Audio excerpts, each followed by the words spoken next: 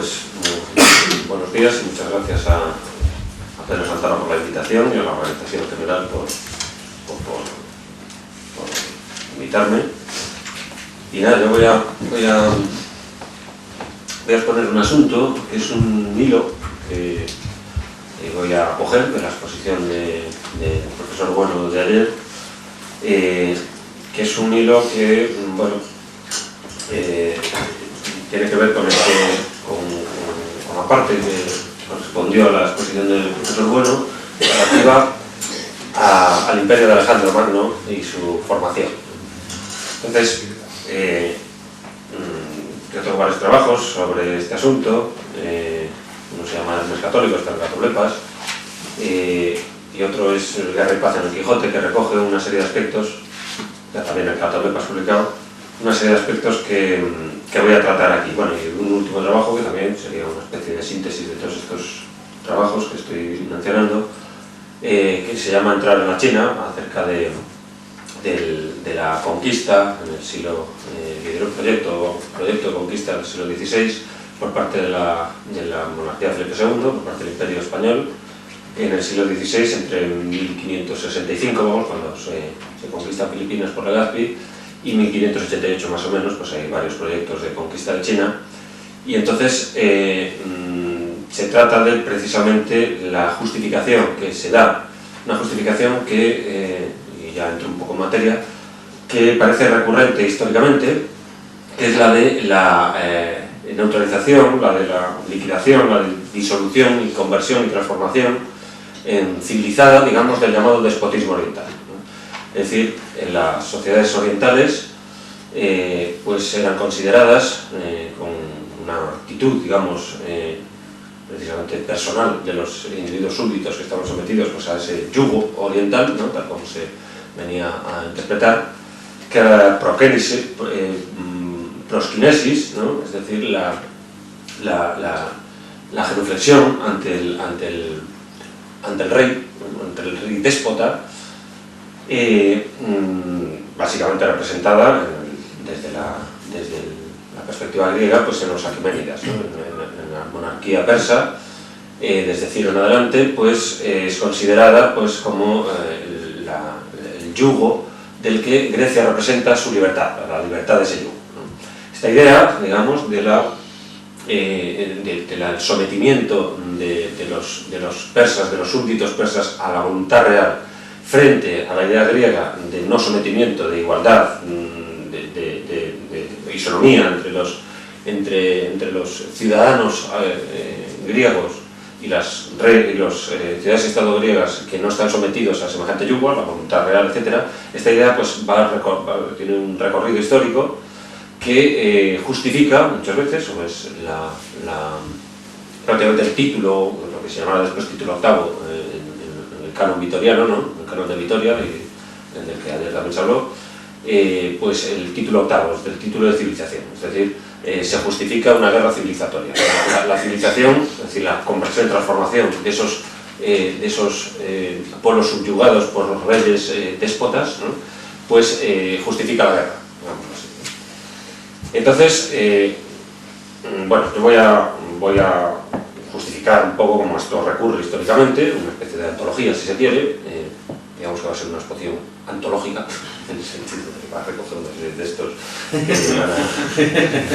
que van a justificar pues, esto que estoy diciendo, ¿no? Es decir, cómo esa justificación pues, es recurrente históricamente y que aparece pues, en el Imperio Español, aparece en el Imperio Romano, aparece desde el Imperio Alejandrino en adelante, incluso anteriormente. Entonces, bien, aquí se trata en buena medida esta tesis está busca, digamos, una alternativa o una disyuntiva, si se quiere, al famoso libro de Huntington, El conflicto de civilización, ¿no? En ese libro, Huntington expone una alternativa o una respuesta, por así decir, que quiere exponerse desde el materialismo filosófico. Si esto es así, pues ya lo dirán quien tenga que decirlo, o quien sea, lo dirán los demás. Yo no, desde luego. Entonces, El Huntington pues, expone las 4 maneras de hablar de la historia universal en su famoso libro, en el conflicto de civilizaciones. 4 perspectivas abre y una quinta que es la suya, la que expone, ¿no? La primera perspectiva, que él entiende que se puede hablar, o que se habla de hecho desde la historia universal, es aquella que contempla, que es la de Fukuyama, más o menos, la contempla, la introduce, que es la de la armonía, es decir, la que contempla el mundo comunitario y que, digamos, la democracia occidental pues ha conmensurado el mundo, ¿no? La esfera precisamente, ¿no? El Orbis pues, ha sido conmensurado tras la victoria por parte de los Estados Unidos frente a la Unión Soviética, pues ha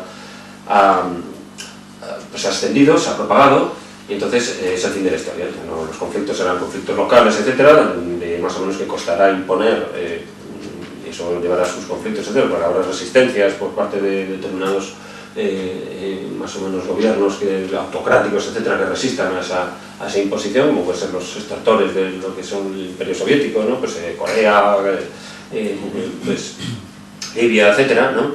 Cuba, etcétera, el eje del mal que llamaba Bush, ¿no?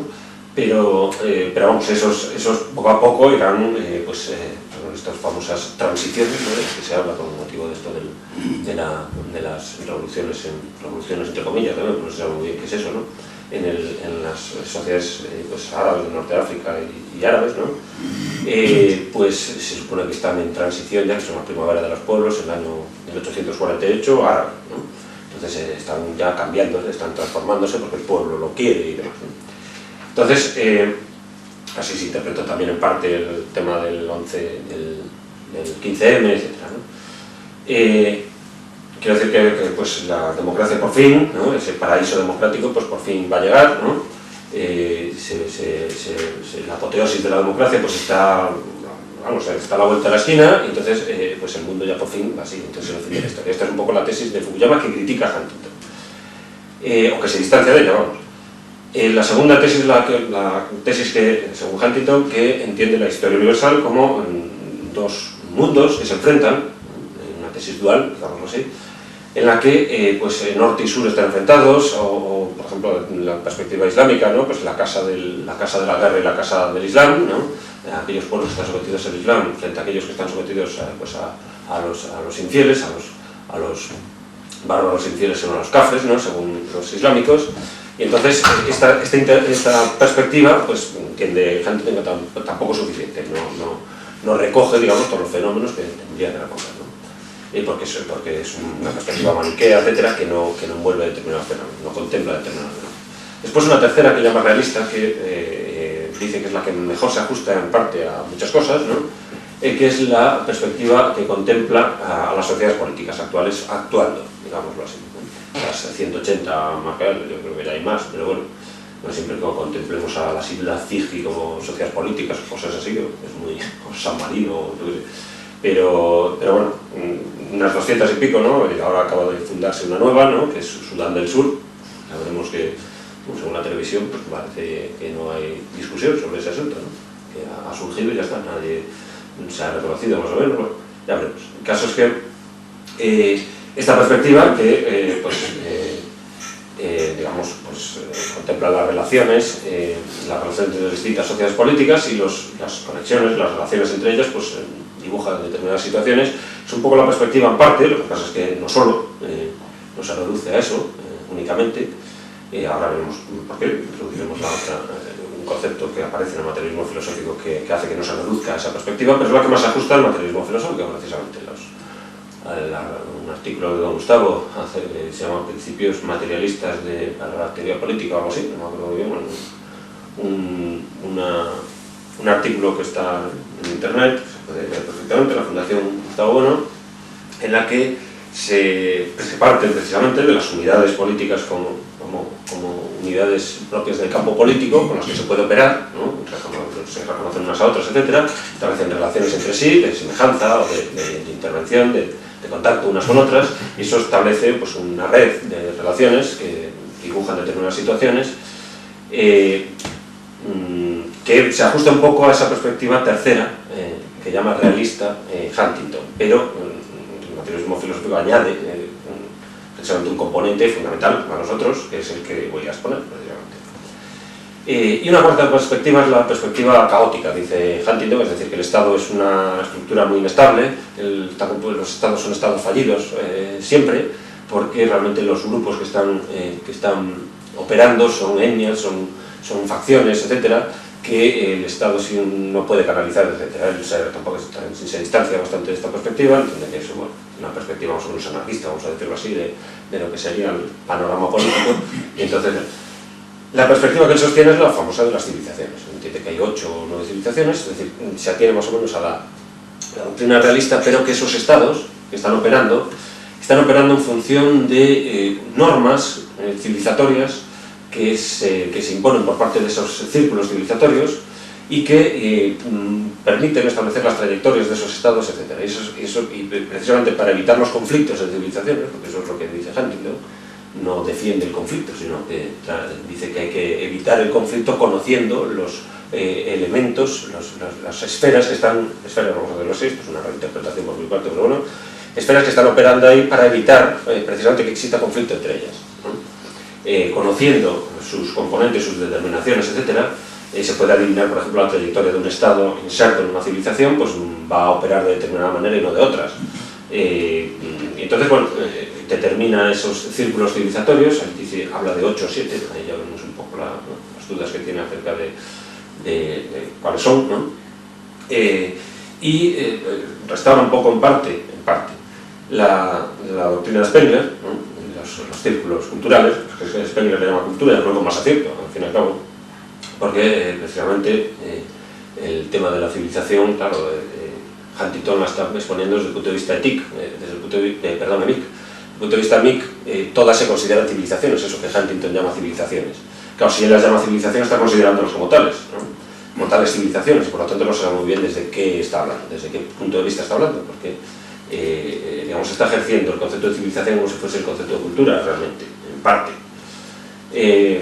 Entonces, bueno, con esa problemática que después trataremos de resolver, precisamente yo lo que diré ahora es que el materialismo filosófico, las constelaciones de naciones, de estados, no se agrupan en función de civilizaciones, un concepto bastante oscuro, como acabo así un retazo, ¿no? Que he dicho, pero bueno, que es un concepto de civilización implica unicidad, la civilización es una, ¿no? Por lo demás son anticivilizaciones, es como el concepto de Dios, más o menos, ¿no? Es decir, si tú admites que existen varios dioses y te consideras monoteísta, no lo estás siendo, en realidad, lo estás siendo politeísta, porque estás diciendo, bueno, Alá, vuestro Dios, estas expresiones se utilizan muchas veces que no distinguen, ¿no? Por lo menos es la distinción, etikemik, es por lo menos introducirla para criticar esas perspectivas, ¿no?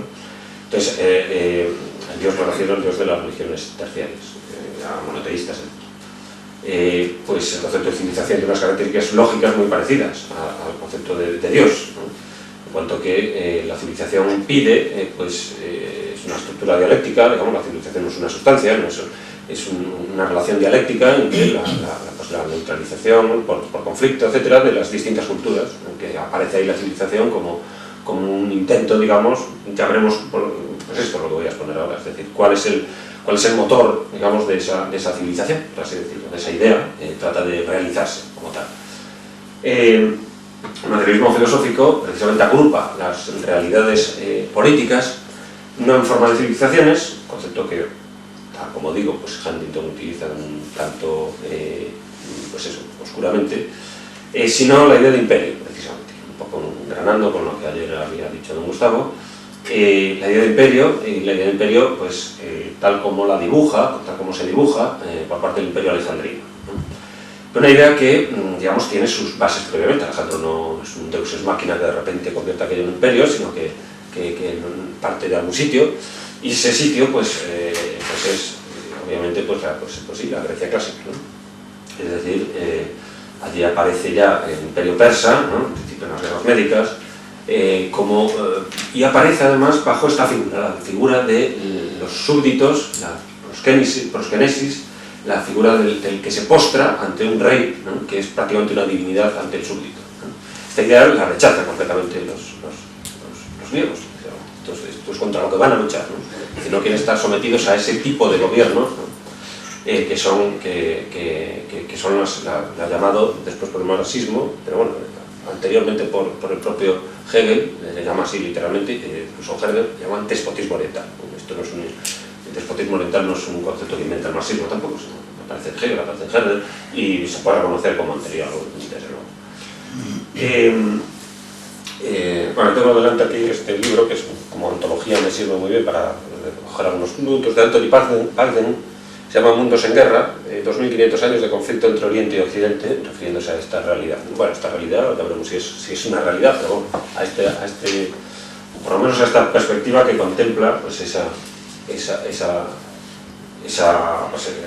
confrontación entre Oriente y Occidente, en cuanto que Occidente representa la libertad frente al yugo oriental. Entonces, la libertad, automáticamente cuando se habla de libertad hay que echarse la mano a algún sitio y empezar a afinar, porque si no... Bien, entonces, Parden dice que el motivo de la escritura de este libro, no es un libro del año 2010, es un libro muy reciente, que estaba viendo la televisión y su mujer estaba comentando las noticias procedentes de Irán, etc. Entonces estaba viendo cómo los iraníes se estaban postrando, ¿no? Se estaban arrodillando en una genuflexión, y entonces dice, esa es la actividad típica oriental, esa es la actitud típica oriental, ¿no? Dice la mujer, ¿por qué no escribes un libro sobre eso? Y este es el libro. Pues bueno, esa actitud que es la misma que contemplan los españoles cuando llegan a China, exactamente la misma. La genuflexión ante el mandarín, ¿no? La postración de los súbditos chinos ante el funcionario público que pasea por la calle y están constantemente pues, adorando, ¿no? Eso es lo que también los españoles contemplan como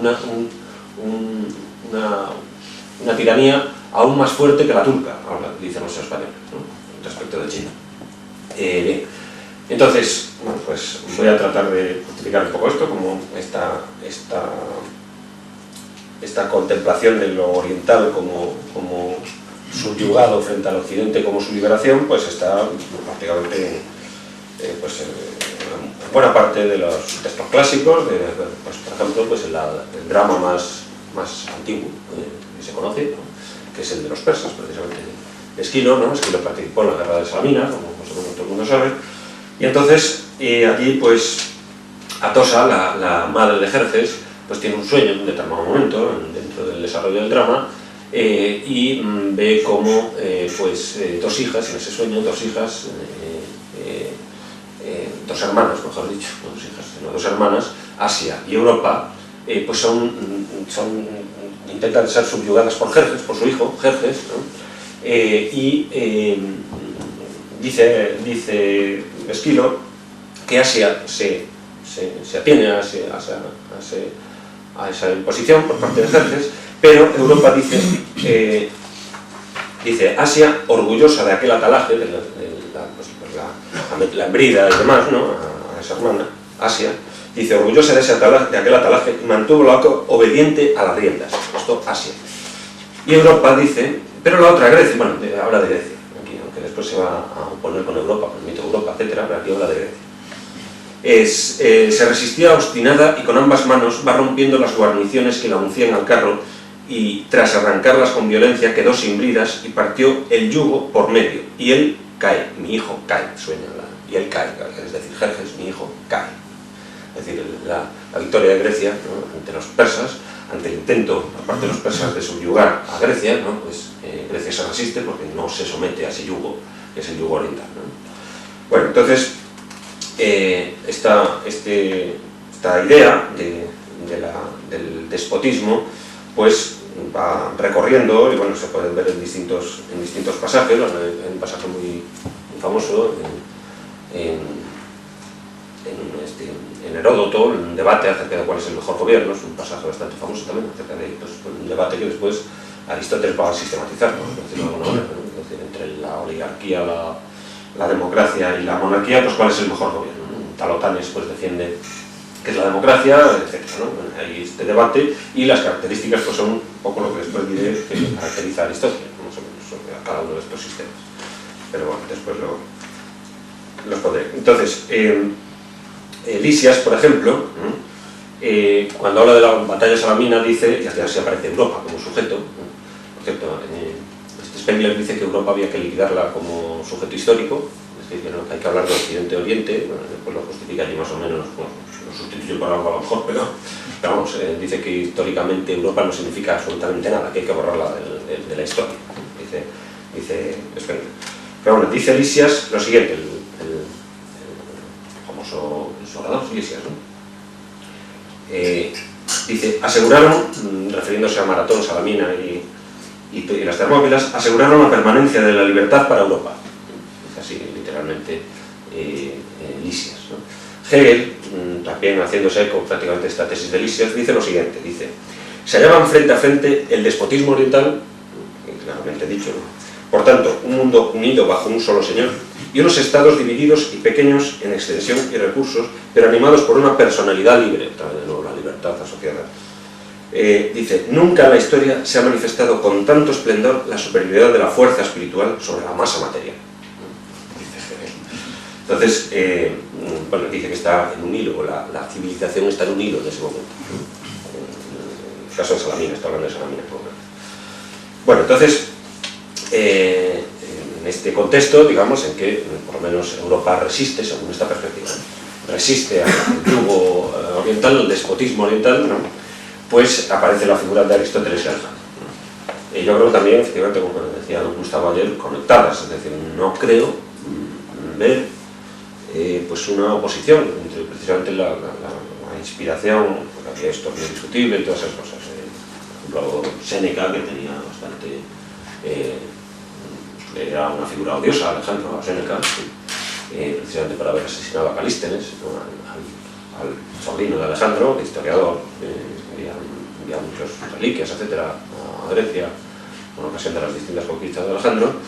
Pues Séneca dice, sí, Alejandro era un gran rey, etcétera, pero mató a Calístenes. Alejandro tuvo muchas conquistas, era virtuoso en muchas cosas, pero mató a Calístenes. Es decir, que matar a Calístenes fue definitivo para Séneca acerca de la figura de Alejandro, ¿no? Es decir, que estaba condenado completamente para Séneca, ¿no? Entonces,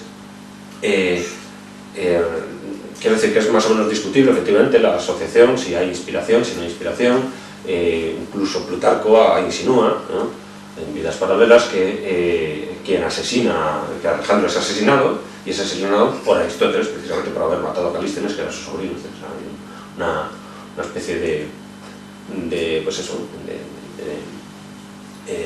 pues una conjura, etcétera, dirigida por Aristóteles desde Grecia para matar a Alejandro Magno. Y bueno, y esto lo dice Plutarco con toda seriedad, vamos. Bueno, entonces, la cuestión es que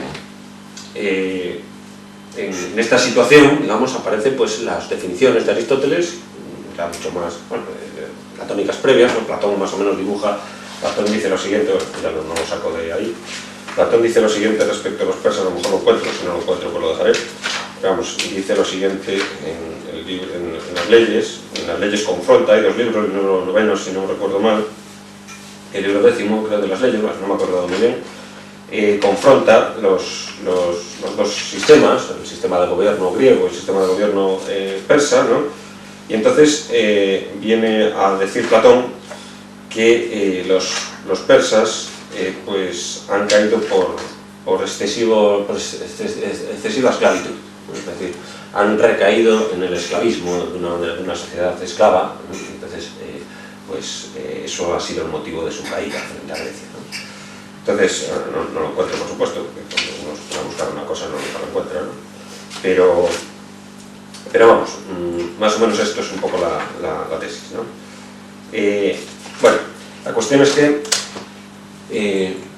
en Aristóteles pues, define la clasificación famosa de Aristóteles, os los pongo así muy rápidamente. Pues Aristóteles sostiene que existen, digamos, por su cualidad, ¿no?, pues dos clases de géneros de gobiernos, que son los gobiernos que atienden al bien común, ¿no?, que son los gobiernos politiques, que llama Aristóteles, es decir, civiles, que se llamará después, que traducirá, antes del pueblo incluso se traducirá como civiles, ¿no?, y los gobiernos que los castellanos traducirán como ediles, ¿no?, es decir, despotiques, ¿no?, dos tipos de formas de gobierno, porque por su cualidad están definidas así. Las civiles son aquellas que el gobernante atiende al bien común, al suyo propio también, porque forma parte del bien común, pero atiende al bien común, no se preocupa solo por su propio bien.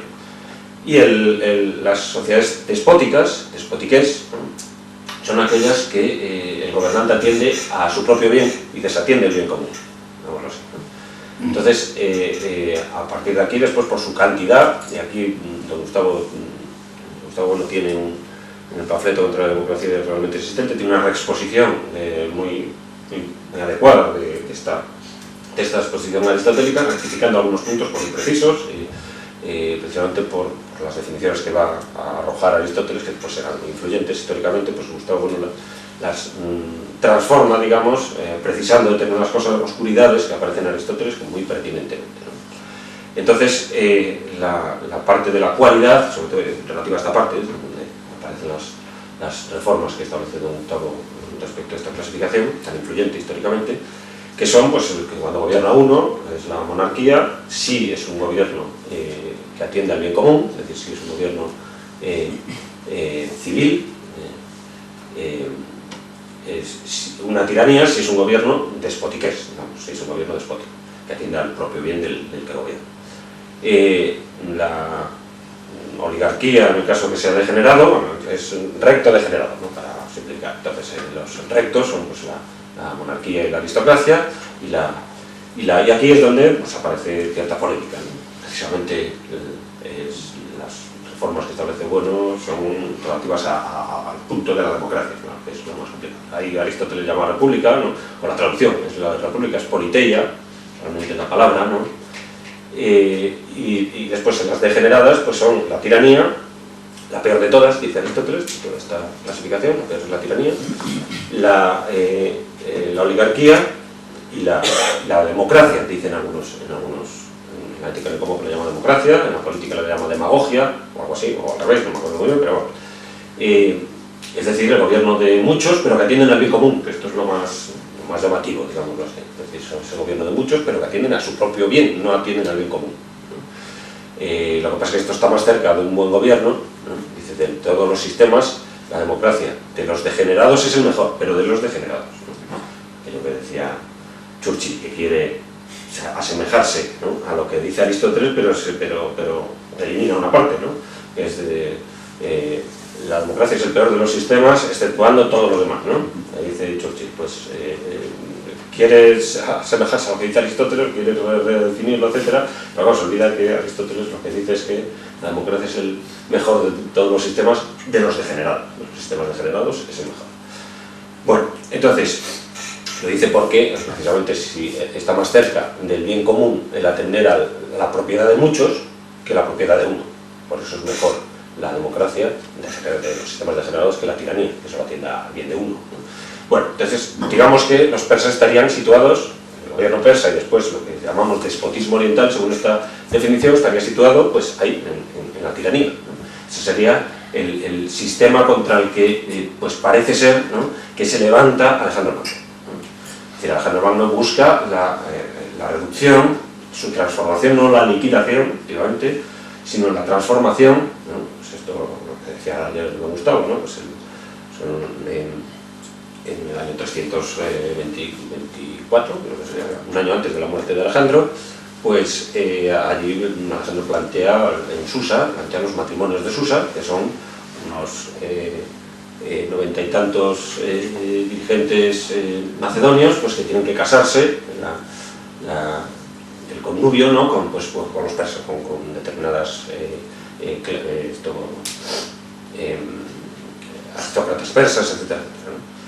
Entonces, pues, es una política deliberada, efectivamente, pues, da órdenes de no saquear, etcétera, etcétera. Todo esto está perfectamente documentado. Entonces, la perspectiva de Alejandro, por lo tanto, es la de neutralizar, pues, ese despotismo oriental, ¿no? Y prácticamente, en buena medida, pues, esta norma alejandrina de transformar el despotismo oriental en civilización, es decir, en reducir a esas ciudades, aparentemente ciudades, porque son ciudades en apariencia, por así decir, las ciudades persas, en la medida en que la ciudad real es aquella que está compuesta por ciudadanos no súbditos, no subyugados de esa manera despótica a un rey, ¿no? Entonces se trata de transformar esas ciudades aparentes en verdaderas ciudades, digámoslo así, en polis, ¿no? Entonces, y que gobiernen con sus leyes, es decir, bueno, Alejandro lo dice, más o menos, Alejandro Magno lo siguiente, o está puesto en su boca, vamos, vamos a ver si lo encuentro también, dice lo siguiente,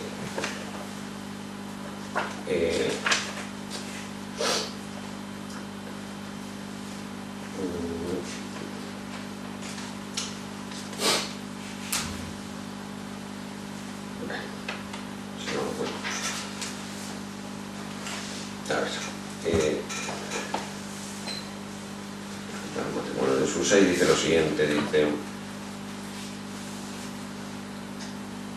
bueno, no lo encuentro, vamos, algo así como que se trata de,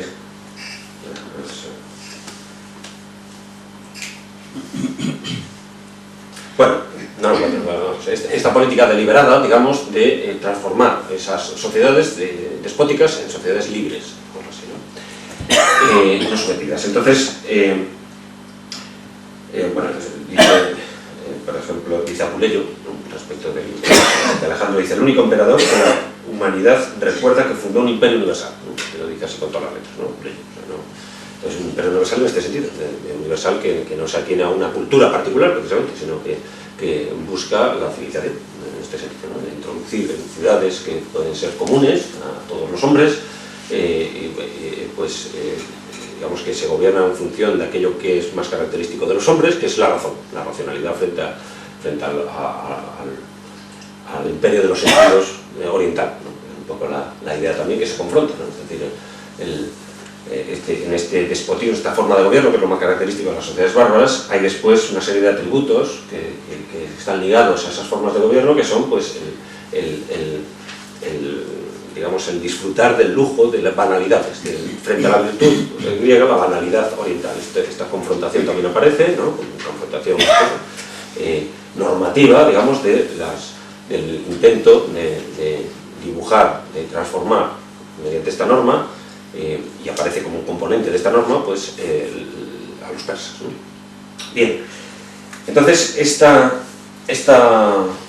configuración aparece aquí, esta configuración normativa que decimos, es decir, aparecen unas relaciones entre estados. Aquí aparece el estado oriental, que es Persia, frente a varias ciudades griegas que finalmente son, a partir de la batalla de Queronea en el año 338, pues son unidas por Alejandro Magno, por Filipo I, después por Alejandro Magno. Entonces Alejandro pues se dispone, digamos, a llevar a cabo ese proyecto, ¿no? Alejandro, como sabemos, pues fracasa, ¿no? Las distintas batallas, por ejemplo, como a colación de la batalla de Isos, pues se lleva a cabo precisamente su boda con la princesa, pues la hija de Darío, etcétera, etcétera, ¿no? Es decir, esta política la va desarrollando poco a poco. Esta política, en cierto modo, la hereda Roma con ciertos límites, ¿no? Es decir, esta norma la hereda Roma, pero Roma tiene enfrente pues una sociedad que también se dibuja por parte de los romanos con los mismos atributos que estamos viendo dibujan a las sociedades orientales, a la sociedad persa, que es Cartago. Cartago es hija de Oriente también, en cuanto que pues, es una colonia de Fenicia en el África, ¿no? Y el África está considerada también con los mismos atributos. A Atila se le perfila exactamente igual que a Darío o a Jerjes, como un déspota, ¿no? Oriental. Esta es la perspectiva que se dibuja de él por parte de los romanos. Y la justificación de las guerras púnicas en este caso, pues está alimentada por esta norma que intenta desactivar, neutralizar, transformar el despotismo oriental, ¿no? Claro, Roma se queda en sus limes, ¿no? No hay una política esférica, por así decir, ¿no? Roma se queda, es decir, no busca conmensurar la esfera íntegramente, ¿no? Porque se quedan en sus limes, en las fronteras, ¿no? Entonces, pues efectivamente hay cierto debate, etcétera, de si Roma se puede considerar, por lo menos en algunos de sus partes, en algunos en todo su desarrollo, pues en algunos de sus periodos, como un imperio en sentido alejandrino, en ese sentido, ¿no? El momento en que para muchos, ¿no? Pues sí hay cierta conexión con Alejandro, bastante importante, pero aparte del momento republicano, ¿no? Del principio, es la época de Augusto, para muchos, ¿no? Porque Augusto establece la paz, etcétera, y podría discutirse eso, ¿no? Pero muchos sí que lo entienden, que es Augusto establece lazos con Alejandro, etcétera. Y en la época de los antoninos, ¿no? Esto sí que, Trajano, etcétera, ¿no? Adriano, pues Antonino Pío, etcétera, hasta Cómodo, ¿no? hasta incluyendo a Marco Aurelio, pues ahí, excluyendo a Cómodo, ahí para algunos pues existe una política en Roma heredera, que sigue un poco la misma norma que la de Alejandro, ¿no?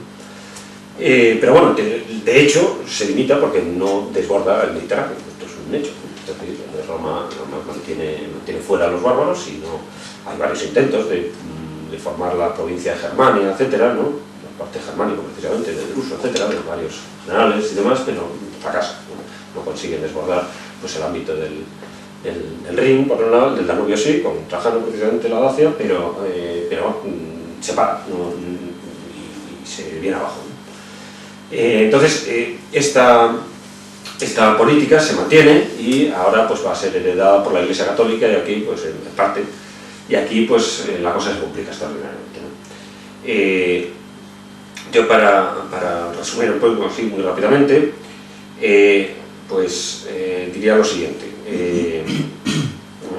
Por supuesto, la Iglesia Católica lo que tratará de hacer, asimilándose con la figura de Alejandro, a Cristo con la figura de Alejandro, esto se hace reiteradamente en varias fuentes, etcétera, ¿no? A empezar pues el oro que regalan los Reyes Magos a Cristo y demás, pues es un oro esférico, es en forma de manzana, ¿no? Que es el mundo, precisamente el mundo, que era el oro procedente de Alejandro Magno, nada menos. Es el oro de alejandrino que se regala a Cristo, y en las manos de Cristo se pulveriza el mundo, precisamente simbolizando pues el nuevo orden que representa el cristianismo, en cuanto que la justicia aplicada por los antiguos imperios, incluyendo el de Alejandro Magno, pues no es válida, porque no contempla la fe, la gracia, ¿no? Entonces, empiezan varias corrientes cristianas. Esta que digo, pues sería el agustinismo, lo que se ha llamado agustinismo político, pero está también, por parte del Imperio Bizantino, pues el cesaropapismo, es decir, la fusión entre el poder civil y el poder eclesiástico, en la figura de la absorción por parte del poder eclesiástico y el poder civil en la figura del emperador bizantino, y por otra parte, pues está el agustinismo político, que es lo contrario, ¿no? La absorción en el papado del poder civil. Clemente VII, pues Gregorio VII, perdón, el dictatus papae, precisamente, ¿no? Inicia el programa de las investiduras, que trató en su momento Felipe Gemena, con un artículo muy interesante, en el Catológicas, está publicado. Y entonces, bueno, empieza aquí la lucha, digamos, por, pues en buena medida, pues ese poder que se supone liberador de ese despotismo. Es decir, quién detenta, quién ostenta, o quién es el titular de ese poder, si el Papa o el emperador, ¿no? Estos inician todas las luchas de las investiduras, etcétera, etcétera. La cuestión es que esa pugna, que en principio sale victorioso en parte el papado, ¿no? Por lo menos frena lo que son los intentos que se convierten en imperios completamente fantasmas, que son el imperio carolingio y el Sacro Imperio Romano Germánico, ¿no? Son imperios que no van más allá, que no son capaces de, ¿no? que mueren por impotencia, digámoslo así, ¿no? Pues, en cuanto se muere Carlomagno, pues se divide el imperio cuando se muere el hijo de Carlomagno, se divide el imperio entre sus nietos, entre los nietos de Carlomagno, Lotario, tal, y aquello se parte y ya está. Entonces, aparece, pues bueno, y aquí es un poco a donde voy, pues de nuevo una potencia, en el caso de que aparece con la capital ya en Oviedo, ¿no? Una potencia que se presume, o se presenta también, digamos desde el punto de vista de la historia universal, como la heredera de esa norma imperial alejandrina, ¿no? Ese imperio es el Imperio Español, que efectivamente pues mantiene la misma estructura en ese sentido, o la herencia de esta norma, es decir, buscar la destrucción del despotismo oriental. Entonces, digamos aquí la fuerza que heredera del persa, del imperio persa, pues es el turco, fácilmente reconocible, ¿no? Turco, que ocupa además el mismo lugar que ocupaba el imperio persa, y entonces España se presenta también desde este punto de vista ideológico, por decirlo así, es decir, como aquella parte que liberará al mundo pues, del yugo, en este caso, turco. Claro, aquí el problema surge es que para liberar del yugo turco, pues Cristóbal Colón, que inicia, digamos, una trayectoria, que se dibuja una trayectoria hacia Occidente, ¿no? Generalmente la norma era ir hacia Oriente y destruir directamente hacia el Oriente, pero con las cruzadas fue un modo de hacerlo, etc. Pero hacia Oriente directamente no se podía, ¿no? Pues entonces van por Occidente, ¿no? Entonces, en esa trayectoria que dibujó Cristóbal Colón hay que tener en cuenta que tenía la perspectiva de ir al imperio del Kan, ¿no? Y tratar de organizar allí a los cristianos que habían quedado detrás del imperio turco, por los nestorianos, joaquinistas, etc., y las sociedades políticas cristianas que quedasen detrás del imperio turco, que estaban alejadas del occidente, pues tratar de aliarse con ellas para vencer, para liquidar el imperio turco, ¿no? Es decir, estaban buscando alianzas de reinos cristianos. Esto era lo que buscaba Colón, lo dice explícitamente, vamos, que fue mandado para ello, para la Santa Fe, etcétera, etcétera. Es una especie de cruzada en parte. Entonces, la cuestión es que se encuentra con un continente delante, un continente que de nuevo empiezan a configurarse allí la misma figura que con el imperio turco, es decir, aparecen allí pues, déspotas orientales, vamos, sociedades que tienen la misma configuración que el despotismo oriental, que son pues, las sociedades pues, de los incas y de los aztecas, ¿no? Entonces, esa misma configuración pues, aparece de nuevo y la justificación que se da fundamentalmente la que vence, la justificación que vence sobre esas figuras que aparecen allí políticas es de nuevo pues, la del título de civilización, vamos, ¿no? A partir de los debates tremendos, ¿no? Teológico-políticos, teológicos, mejor dicho, entre bueno, de lo que se habló ayer también, ¿no? Ese pueblo de las casas del emperador Carlos V, que preocupado, digamos, por las objeciones que estaban planteando, ¿no? Por parte de los dominicos, etc., asiste a las clases de Vitoria. Carlos V se sienta en la clase de Vitoria con suspicacias, eso también se suele decir, ¿no? Carlos V admitió, bueno, no, Carlos V no admitía tanto, o sea, que casi le caía la boca, además, etc., o sea, que no había tanta armonía, etc. Esto es muy discutible también, hay varios libros dedicados a las relaciones entre Carlos V y Vitoria, ¿no? Pero Carlos V se sienta y mira con expectación y suspicacia a ver qué están diciendo estos dominicos en Salamanca que lo están frenando, ¿no? Entonces, la cuestión es que lo que decían esos dominicos pues no tenían por qué frenarle exactamente, ¿no? Lo que Vitoria lo que dice es que no es ya, en esa situación, ya no es ni conveniente ni lícito abandonar las conquistas, ¿no? No es ni conveniente ni lícito, decíamos ayer lo de la conveniencia y la licitud, ¿no? Casi siempre hacen esta distinción y casi siempre prima la conveniencia sobre la licitud, al final casi les importa más la conveniencia que su licitud, ¿no? Entonces, pues las conquistas continúan, etcétera, y se realiza, al final, por la trayectoria del Pacífico, ¿no? Se realiza pues, el contacto con la sociedad, al fin y al cabo, a la que se dirigía Colón, que era la sociedad china, ¿no? A la del Gran Khan, es decir, a donde iba Colón es al Gran Khan. Al final se consuma ese asunto, pero no con la expedición de Colón, obviamente, sino con la expedición de Legazpi Urdaneta, ¿no? Es decir, Legazpi, hemos sabido, pues conquista las Filipinas en el año 1565, la conquista pacífica se habla también, desfigurando un poco las cosas. Esa conquista pacífica fue tan violenta como la que pudo ser la de Cortés, exactamente igual. Pues, son cuestiones ideológicas que se están barajando ahí, que aparecen distorsionadas, etcétera, porque no se ha profundizado en la documentación adecuadamente, creo. Entonces,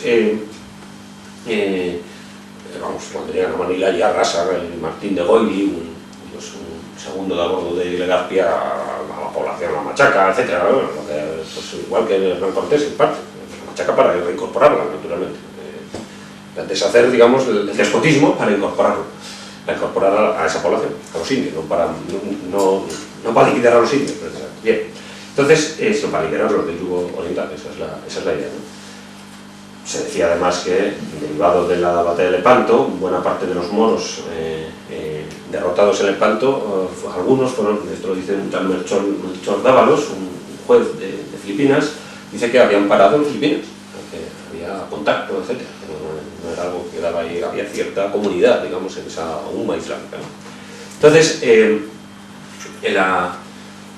China aparece efectivamente de nuevo, se perfila, ¿no? Que como no podía ser de otra manera, es decir, la norma que llevaban los españoles era esa. Entonces China se perfila como pues, un despotismo oriental, en este caso aún más potente, más subyugador que el despotismo turco, llegan a decir, ¿no? Algunos.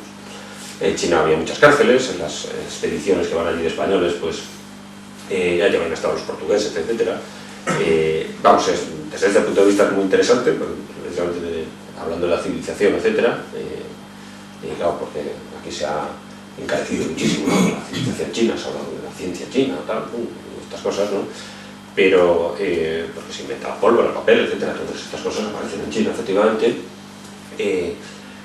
Pero claro, quienes rodean China son los españoles y portugueses, no los chinos a los españoles y a los portugueses, ¿no? Los chinos, de hecho, no sabían de dónde procedían los españoles y portugueses, ¿no? Son los españoles y portugueses los que enseñan, entonces, después de la mano de Matteo Ricci, etc., en este caso un italiano, pero un italiano montado sobre el Imperio Español, dicho rápidamente, que esto también se suele negar, ¿no? O no contemplar. Matteo Ricci es el que enseña, digamos, a los chinos, pues los mapas, etcétera, etcétera. Los chinos asociaron a los españoles y portugueses a los falangi, que llamaban, que eran los francos, un nombre más o menos deteriorado de los francos, que era lo que habían oído hablar, o las últimas señas que tenían. Los confunden a españoles y portugueses al principio, después los distinguen, nos dicen, bueno, los españoles parece que buscan arraigar frente a los portugueses, que solo, esto mismo lo dicen los chinos, ¿no? Que solo hacen factorías y tal, no se preocupan de penetrar, etc. Todo lo hacen así los chinos. Entonces, bueno, se establece aquí ese perfil, se dibuja de los chinos, y la justificación de su conquista, en líneas generales, es esta, desde luego, la conquista de China. Es decir, China tiene que ser liberada de ese yugo. Y será allí el mensaje evangélico, en este caso la libertad es la libertad evangélica, pues tiene que ser propagada, tiene que ser comunicada, ¿no? Para salvarlos a los chinos, lógicamente. Entonces, digamos, son bastante entusiastas los agustinos que van con Urdaneta. Urdaneta era agustino, ¿no? Urdaneta es el que consigue que, digamos, cristalice la operación de Legazpi, ¿no? Al establecer una ruta de vuelta, no depender de los portugueses para volver, ¿no? Después del fiasco que había, en buena medida había sido la operación de la nao Vitoria con el Cano, etc., teniendo que engañar a los portugueses para regresar, todas aquellas historias, ¿no? Tan duras, ¿no? Llegaban 19 partiendo 250, o sea, estas cosas, ¿no? Engañando a los portugueses en Cabo Verde, diciendo que venían de América, que no venían del otro lado, etc. Entonces, para no depender de los portugueses, pues Urdaneta es el que permite establecer, que cristalice, digamos, Legazpi, el establecimiento en Filipinas de Legazpi.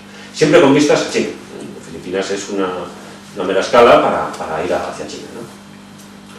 Entonces, una vez que se anexiona a Portugal en 1580, con las Cortes de Tomar en 1581, pues ya este problema pues ya se elimina. Entonces Portugal está anexionado a España, entonces tratan de buscar rutas por el norte, por el estrecho de Bering, que la costa más o menos al sur, por allí tiene que haber una conexión, ¿no?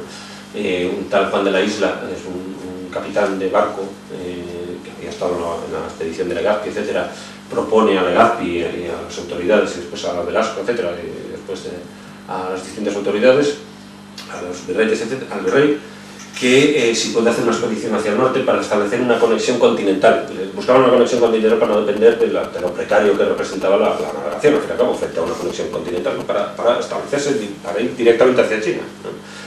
Y después distintos proyectos de conquista, más o menos, pues no disparatados, como también se ha despreciado, por ejemplo, el propio Pacten, que dice que es disparatado aquello, que es una cosa completamente especulativa, digamos, pero no era tan especulativa, es decir, hay que darse cuenta que México se conquistó con 250 sujetos, ¿no?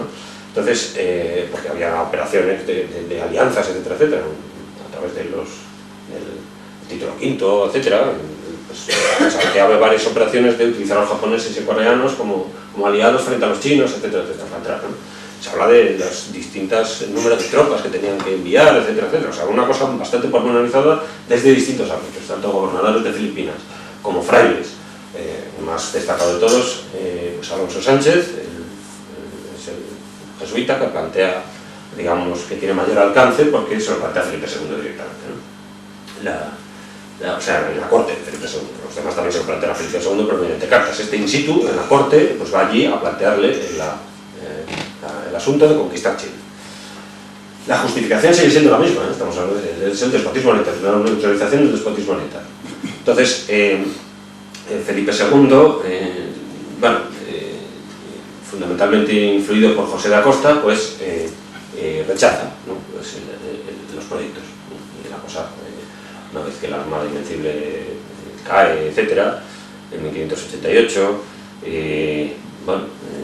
para muchos, entre otros Cervantes, ¿no? Felipe II era bastante parado, ¿no? Desde el punto de vista frente a lo que se suele decir también, ¿no? Era, pues, no tenía ese arranque que tenía su hermano, por ejemplo, ¿no? Juan de Austria, etcétera. Era digamos, la perspectiva del soldado rey que tenía Carlos V, pues en Felipe II se disocia en dos personalidades, pues muchos hacen este tipo de análisis, ¿no?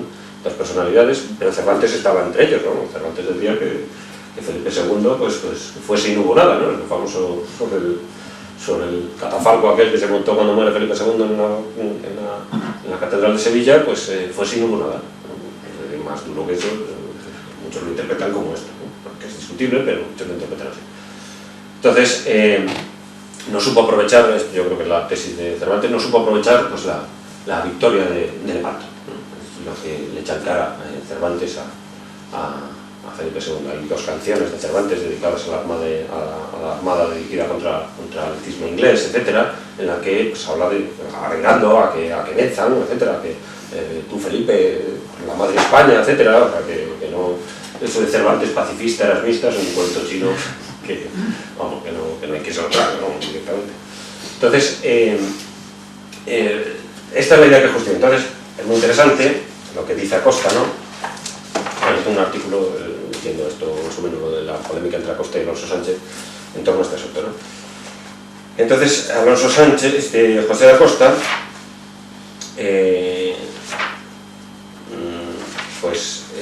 hablando de las sociedades bárbaras y cuál es su definición más característica, dice lo siguiente: cosa es averiguada, dice José de Acosta, ¿no? Y que no se oponía a la conquista por razones de pacifismo tampoco, ni mucho menos, sino porque no era conveniente, no era prudente, ¿no? No era prudente, y el desahucio de China ya llegará, dice, que es un poco por lo que voy a terminar, ¿no? El desahucio de China ya llegará, cuando Dios lo quiera, etcétera, etcétera, ¿no? Pero de momento no es conveniente hacerlo, ¿no?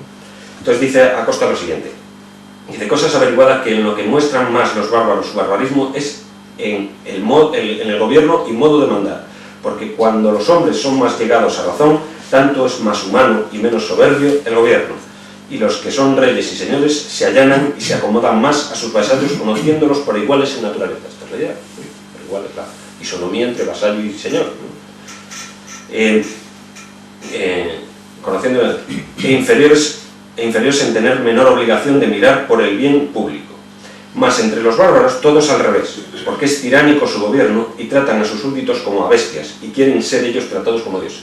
Esta es un poco la norma que está alimentando, pues, en buena medida, si esto es real, ¿no? Si esta norma, vamos, que la está alimentando es real. Otra cosa es que, pues, bueno, aquí ya desde el punto de vista ético, pues podamos hacer un análisis u otro, ¿no?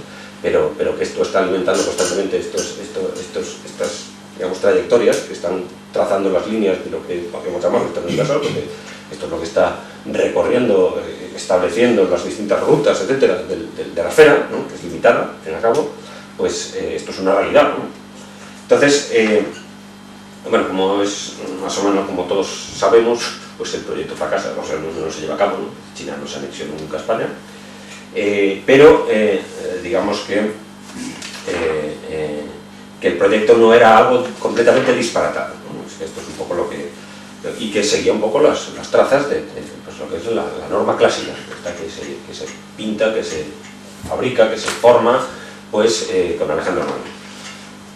Entonces dice José Acosta, y con esto también Acosta dice, no hay razón, bueno, Acosta dedica 2 artículos a explicar las razones por las cuales no es conveniente conquistar China, ¿no? 2 que aparecen en las obras menores de Acosta, en la Biblioteca de Autores Españoles, pues que aparecen, que son unas respuestas a los memoriales de Alonso Sánchez, que justificaba que sí, y lo justificaba por 2 cosas, la incomunicación china deliberada y el despotismo oriental.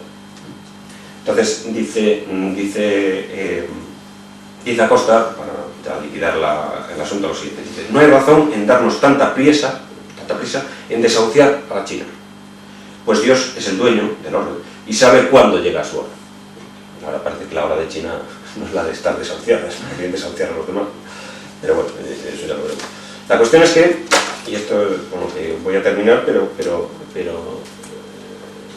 esta idea se sigue propagando, y en buena medida es la que configura la norma, esta norma que puede tener otros atributos, etcétera, pero es la que, por lo menos los Estados Unidos, se ven reflejado en ella, ¿no? Es decir, y esto lo vemos a través de las películas, fundamentalmente, ¿no? Entonces, yo creo que es un ejemplo en el que esta norma se ve perfectamente, porque es que no hay que interpretar nada, lo dicen claramente, ¿no? Pues es en la película Alejandro Magno, ¿no? Esta película es la recreación de la vida de Alejandro Magno desde la perspectiva de un director que al principio tampoco se hace sospechoso de imperialista ni proimperialista ni nada, pero es que le sale porque, por la propia objetividad de los conceptos, ¿no? Que es Oliver Stone, ¿no? Oliver Stone pues recrea la vida de Alejandro Magno y allí dice, configura esta perspectiva perfectamente, ¿no? Es decir, primero se atiene un poco a la tesis de que la norma alejandrina está inspirada por Aristóteles, ¿no? En una escena que aparece pues, Aristóteles mencionando a Alejandro joven, al joven Alejandro y los que serán después los diálogos, los generales, diciéndoles que un contraste, un cotejo de naciones, ¿no? Entre los persas y los griegos, ¿no? Diciendo que porque esta perspectiva política tiene su correlato después oseológico, etcétera, etcétera, antológico incluso, ¿no? Incluso no, que todo esto está ligado, ¿no? Es decir, los persas tienden a no reconocer la racionalidad, sencillamente, porque está disuelta en los sentidos. Digamos que los persas estarían habitando en el fondo de la caverna, digamos que están mirando para las sombras como si el mundo estuviese agotado por las sombras que están mirando, ¿no? Es un poco, no tienen capacidad, digamos, de salir de la caverna, sencillamente. Están en ella. Entonces, los griegos lo que tienen que hacer es sacarles de ahí. Eso es la política también. Entonces, Aristóteles no dice esto exactamente, pero Aristóteles, que es un platónico, que es un académico platónico al fin y al cabo, ¿no? Que va a determinar totalmente la política universal en este sentido, ¿no? Porque va a inspirar a Alejandro, y es un platónico académico. Platón en Siracusa prácticamente procura lo mismo, busca lo mismo, y tiene allá a los cartagineses además enfrente.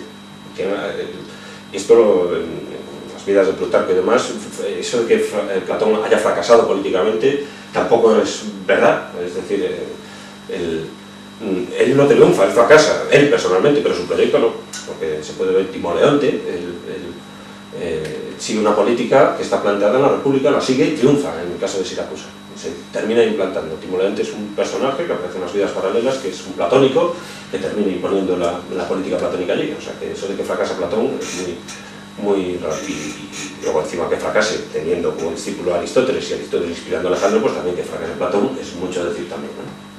Entonces, en esta escena, pues Alejandro pues se ve claramente, digamos, formateado, ¿cómo decirlo? Pues eso, la impronta de Aristóteles aparece ahí, ¿no? Y la impronta es salir del charco de ranas, dice esta expresión muy bonita, ¿sí? Los persas viven en un charco de ranas sensible, ¿no? Vamos, viven ahí chapoteando en la sensibilidad, ¿no? Y los griegos, eso espero, dice así irónicamente también, pues tenemos que elevarnos sobre ese charco de ranas y dirigirnos hacia el mundo, ¿no? Hacia la conquista del mundo. Entonces, ahí eso marca a Alejandro y bueno, y eso después perfila perfectamente las distintas escenas que se van sucediendo en torno a esto, ¿no? Yo creo que lo mejor, para no narrarlo, sería verlo, si parece bien, ver algunas escenas seleccionadas de esta película y cómo es muy significativo que un realizador norteamericano, el cine es muy... Bueno, va a haber una mesa sobre cine y guerra, ¿no? Pero claro, es que el cine tienes a unos cuantos miles de millones de personas metidas en una sala oscura y es una fuente de ideología. Esto lo inventan los soviéticos prácticamente, ¿no? Con Einstein y demás, con Tudor, etc. Entonces es un fabricador, digamos, de justificación ideológica muy potente, ¿no? Entonces, estas grandes superproducciones hollywoodienses que son capaces de formatear de transformar, digamos, la realidad, sencillamente. Es el formador de conciencia, vamos a decirlo así, ¿no? En plan literal. Bueno, en forma del entendimiento, digamos, en plan espinosista. Entonces, el cine es un arma pues, interesantísima, ¿no? Lo sabían los soviéticos, lo desarrollaron, los nazis ya lo digamos, con Riefenstahl, ¿no? Gustavo Bueno Sánchez nos ha enseñado sobre esto, porque, sí, así como suena. En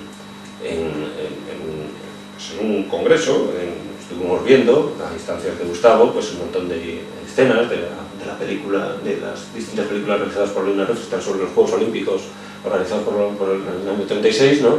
Y la fuerza de la voluntad de Lina Riefenstahl, ¿no? Leni Riefenstahl. Entonces, pues bueno, ahí ves claramente, frente a Einstein, etcétera, pues que aquello se está... Y esto es, pues los realizadores norteamericanos es equivalente, exactamente lo mismo, ¿no? Entonces,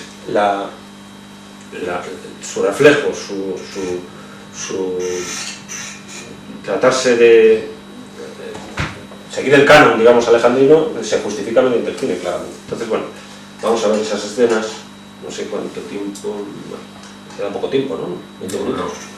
Una hora casi. Una hora, que quería dejar tiempo para ver las escenas. Vamos a ver si todo va bien, pues cómo funcionará. Bueno, he puesto antes el final de 300. En el final de 300 aparece también pues, esta justificación, ¿no? 300 es una película ya muy diferente, tiene perspectivas que no engranan muy bien con esto, pero el final yo creo que sí. Entonces, vamos a ver el final y lo que dice el protagonista. Vamos a ir, no sé si saldrá esto. Empezamos con un problema. A ver, no sé por qué no me marca ahí. Pincha en control y clic. No, te he movido a otra parte del documento. Ahí, control y clic. No. Pues no sé por qué no va. Bueno, esto suele pasar. Vamos a copiarlo y pegarlo. Ya, si lo veo muy complicado, termino, lo describo un poco y se acabó. Abrir hipervínculo tenías ahí. Ahí. En el medio del menú, ahí está.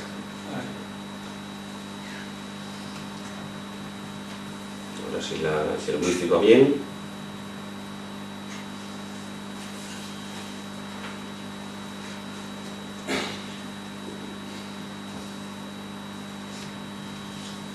Supongo que el sonido era bien, ¿no?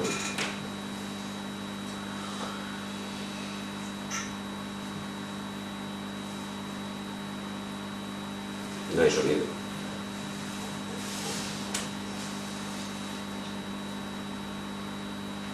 Bueno, yo creo que nos estamos complicando un poquito. Tenía que haberlo probado antes, ¿no? A ver, súbelo ahí. No hay sonido, no sé. Está quitado el sonido. Vale. Ahí, súbelo. Tira para arriba.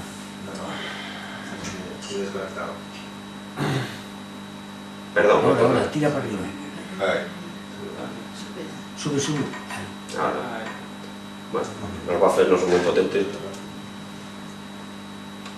No sé si aquí en condiciones, no sé.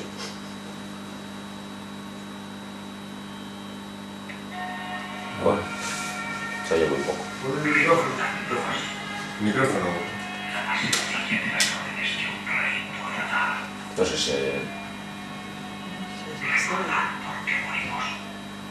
¿se oye? Un poquito, sí.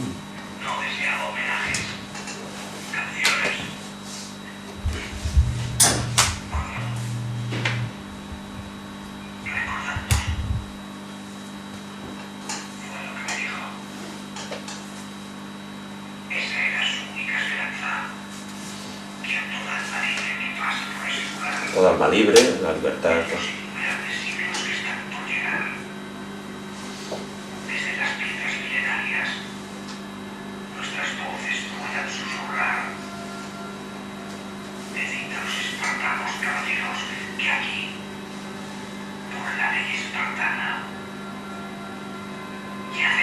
Por la ley espartana, subraya lo de la ley espartana, dentro de su lugar.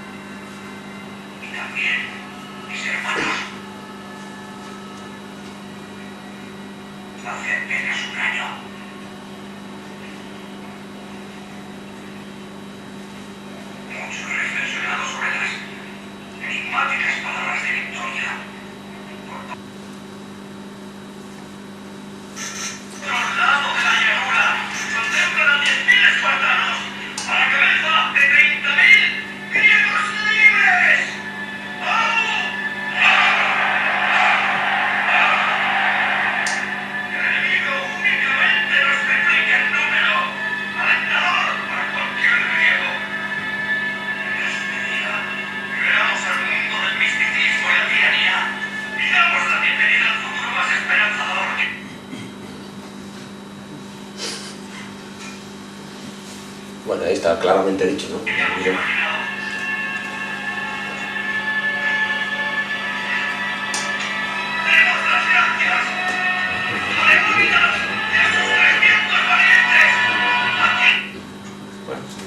hacia la victoria. Entonces, liberamos al mundo de la tiranía, del misticismo y la tiranía, ¿no? Esta es la justificación, liberamos al mundo del misticismo. Claro, esta película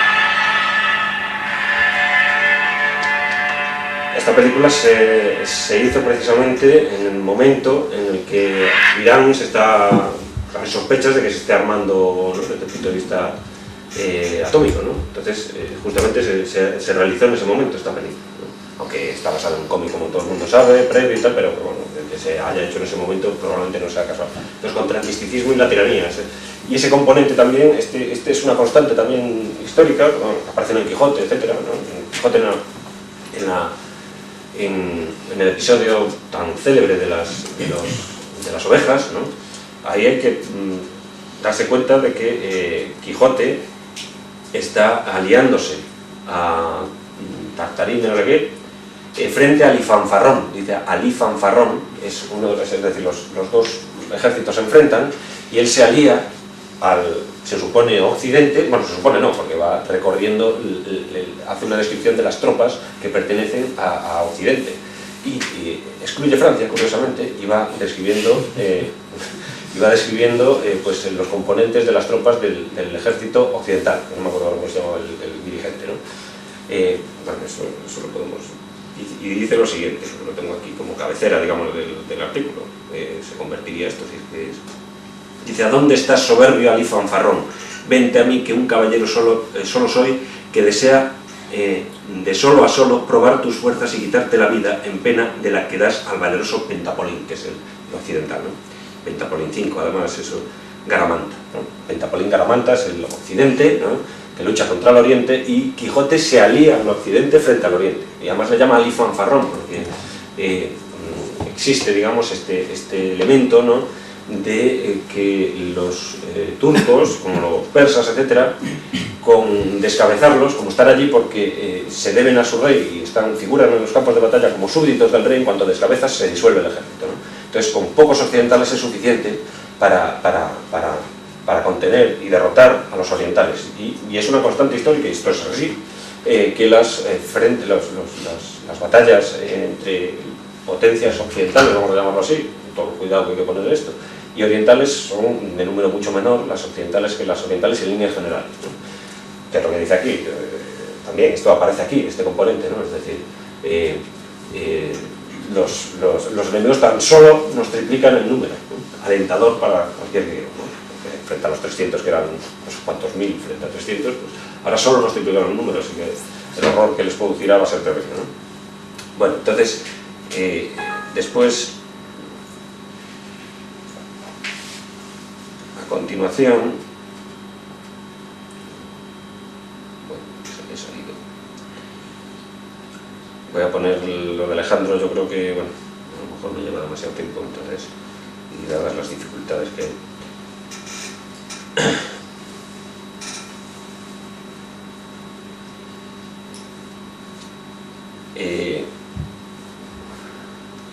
Bueno, voy a poner la escena que he descrito antes, si os parece bien. Aristóteles inspirado por Alejandro.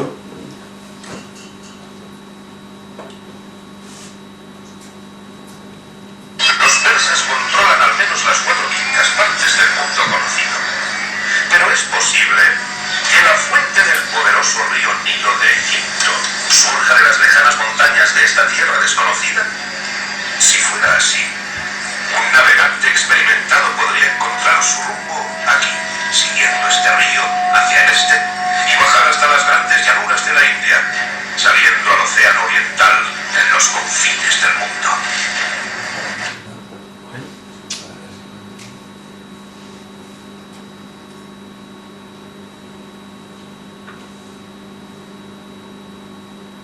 Océano oriental en los confines del mundo.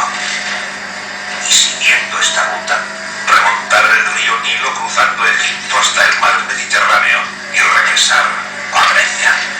De modo que si esas ranas miraran hacia el exterior y se aprovecharan de su posición en el centro, Grecia dominaría el mundo. ¿Por qué, maestro? Esas tierras de las que hablas las conocemos por la mitología. India, lugar al que viajaron Heracles y Dionisos. Y otros héroes que fueron a Oriente, Teseo, Jasón, Aquiles, volvieron victoriosos. Sus hazañas se han transmitido de generación en generación. ¿Por qué? ¿Alguna verdad habría en ellas? Como la leyenda de las Amazonas, ¿eh? No, Alejandro. Solo la gente vulgar cree esas patrañas, igual que cree en cualquier cosa. Precisamente estamos aquí para educarnos en contra de tan arcadas pasiones. Pero si somos superiores a los persas, como dices, ¿por qué no les gobernamos? Siempre ha sido el sueño griego, extenderse hacia el este. Oriente acostumbra a tragarse a los hombres y sus sueños. ¡Maestro! ¡Maestro! ¿Sí? ¡Maestro! Vamos, pregúntale una vez. ¿Por qué los persas son tan crueles? Vamos, Nearco. Ese no es el tema de hoy, Nearco, pero es cierto que las razas orientales son bastante conocidas por su barbarie y su devoción esclava a los sentidos. El exceso suele llevar a la perdición de los hombres. Por eso los griegos somos superiores, practicamos el control sobre nuestros sentidos. La moderación. Eso espero. ¿Y qué hay de Aquiles en Troya, maestro? ¿No mostró excesos? Aquiles no conoce la moderación. Domina tanto a los demás hombres que incluso cuando se retira de la batalla, loco de dolor por la muerte de su amante, Patroclo, pone en grave peligro a su propio ejército. Es un hombre profundamente egoísta. Entonces vemos ahí la superioridad, digamos, basado en ese argumento, ¿no? No aparece el final dice que los griegos, para el centro, etcétera, pues desbordarán ese charco de ranas, ¿no? Y gobernarán el mundo. Y ya para terminar, voy a poner la escena final quería poner la de la batalla, pero bueno, yo creo que se hace un poquito. La escena final voy a ponerle el pause para que lo grabe entero mientras. Escena final en la que Ptolomeo explica lo que ha sido Alejandro Magno, ¿no? Es decir, la escena de la batalla, de Gaugamela, etcétera, pues allí de nuevo aparece la palabra, es decir, el discurso, la arenga que da Alejandro Magno a las tropas, dice lo siguiente, dice que él está aquí como ciudadano libre y si yo caigo, dice Alejandro, cualquier otro macedonio me sustituye y continúa con el proyecto, ¿no? Pero si Darío cae, pues precisamente como están allí en tanto que súbditos de Darío, el ejército se desbanda. Entonces, y la estrategia, la batalla está en función de eso, de ese concepto, o sea, la propia desarrollo de la batalla está en función de eso, del despotismo oriental. Es decir, en cuanto se vaya por Darío, y esa es la batalla, es una estrategia en la que busca la cabeza de Darío, eludir el enfrentamiento directo para después con la caballería dirigirse hacia Darío directamente, ¿no? Esa es la estrategia de la batalla de Gaugamela. Entonces, está basado en el propio concepto del despotismo oriental, que le atribuye el propio despliegue de la batalla, ¿no? Entonces, la arenga lo dice totalmente, ¿no? Es decir, nosotros estamos aquí, pero aquella horda, ¿no?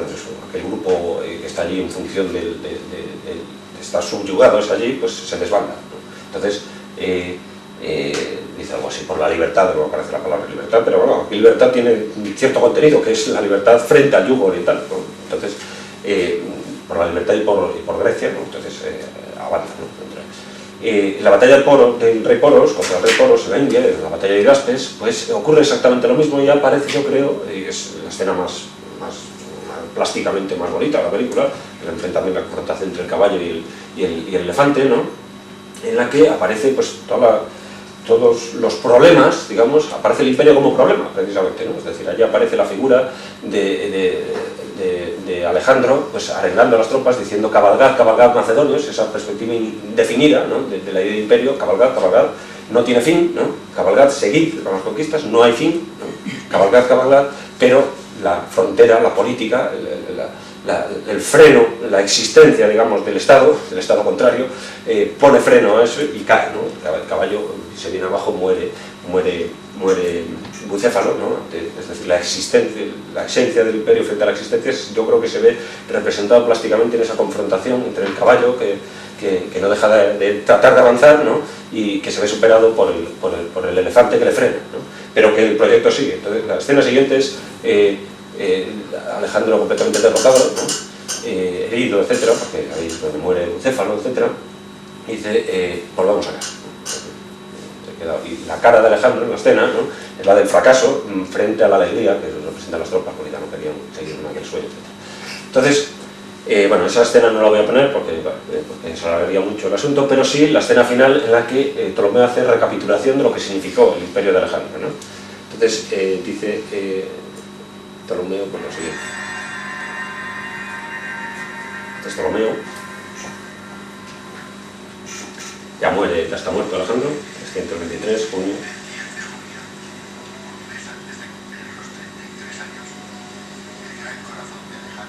No se oye, ¿no?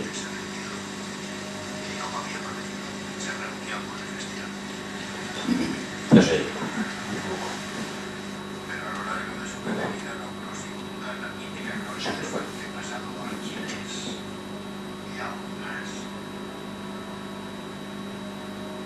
Su sacrificio fue una muerte prematura, pero al mantener su parte del trato, no puedo evitar pensar que también conquistó a la muerte.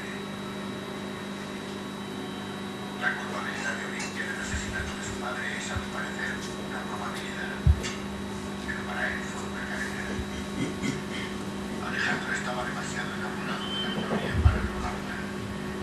Derramó su sangre y solo por ella. Era su hambre.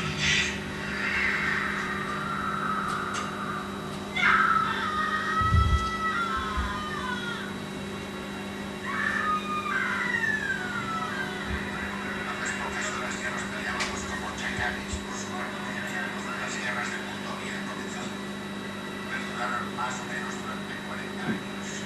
Pesando en Grecia, durante el antiguo en Asia Occidental, se le ocurrió técnicas en Oriente, yo mismo en Egipto, hasta que dividimos su imperio en 4 padres. Pesando los ansias de poder, cuando 7 años después ordenó la ejecución. Y antes de que pasaran 12 años, consiguió destruir totalmente la estirpe de Alejandro, para envenenar a Roxana y al hijo de 13 años de Alejandro, el verdadero heredero del imperio. Pero la verdad nunca es sencilla. Sí, sí. La verdad es Ya, por razón. que le notamos. Bueno, pues, si no se oye, ¿para qué vamos a insistir? Viene a decir que lo dice con todas palabras, dice que Alejandro, el proyecto de Alejandro, ¿no? La mezcla de razas, etc., no todos lo creíamos, dice, desconfía, ¿no? Pero lo plantea como un problema, ¿no? un problema que los generales pues tenían ciertas suspicacias hacia ello, ellos querían regresar, ellos querían precisamente digamos, la sociedad de bienestar, frente al proyecto imperial, ¿no? Entonces,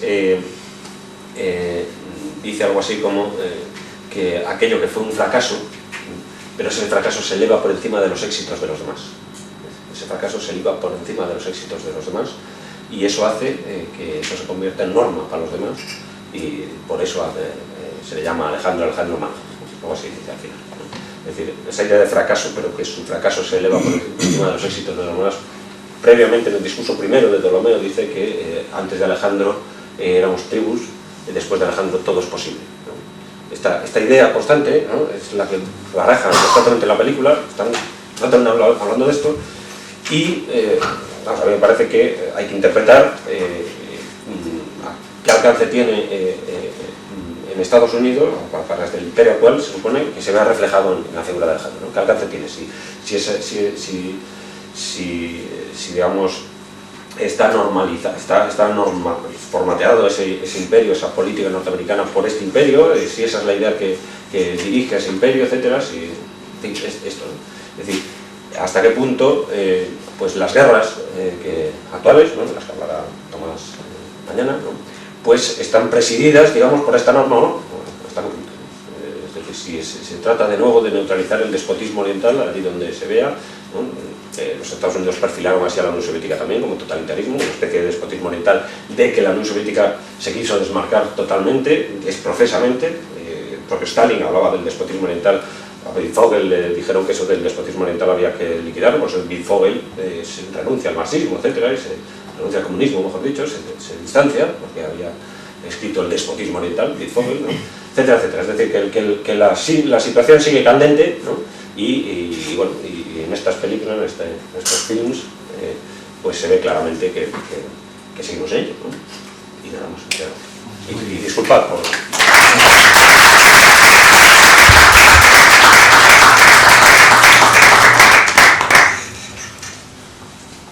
Bueno, si hay alguna pregunta o lo que sea, pues responderé, si puedo. Y perdón por las dificultades técnicas, como siempre.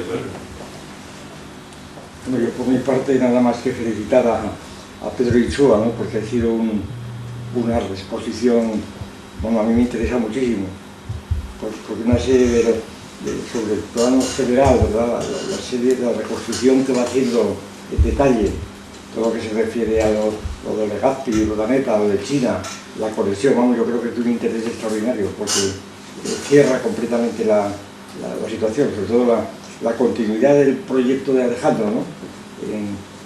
Pues eso, Juan Cortés, Carlos V, etc. Yo creo que es extraordinario esto. ¿Y esto ya se va a publicar esto? Pues,